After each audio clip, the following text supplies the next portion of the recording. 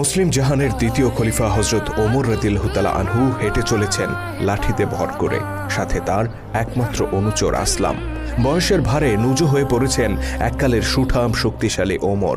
কে বলবে যৌবনে এই মানুষটি নিয়মিত কুস্তি লড়াই করতেন আর বাঘা বাঘা সব পালোয়ানকে নিমিষে হারিয়ে দিতেন। যুদ্ধের ময়দানে ত্রাস সৃষ্টি করে বেড়াতেন যে ওমর, তিনি আজ ঠিকমতো চলাফেরাও করতে পারেন না। তথাপি অতি বৃদ্ধ বয়সে লাঠিতে ভর করে মাঝে মধ্যেই তিনি বেরিয়ে পড়তেন নিজের চোখে মানুষের হাল হাকিকত দেখার জন্য, কখনো দিনের আলোতে, কখনো বা রাতের অন্ধকারে। তেমনই একদিনের ঘটনা। হাঁটতে হাঁটতে মদিনা শহর থেকে বেশ দূরে একটি গ্রামে পৌঁছে যান ওমর রাদিয়াল্লাহু তাআলা আনহু। সেখানে একটি বাড়িতে উনুনের পাশে একজন নারীকে দেখতে পান তিনি।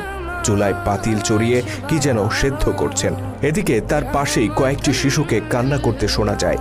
মহিলাটি কান্নারত শিশুদেরকে বারবার সান্ত্বনা দিয়ে বলছেন, এই তো আর একটু সবুর করো, খাবার প্রায় হয়ে এসেছে। কৌতূহলী ওমর অনুমতি নিয়ে মহিলাটির কাছে যান আর জিজ্ঞেস করেন বাচ্চাগুলো কেন কান্না করছে।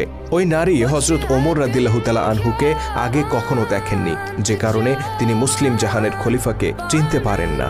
আগন্তুকের কৌতূহল দেখে তিনি বেশ বিরক্ত হন এবং বলেন, শিশুগুলো ক্ষুধায় কান্না করছে।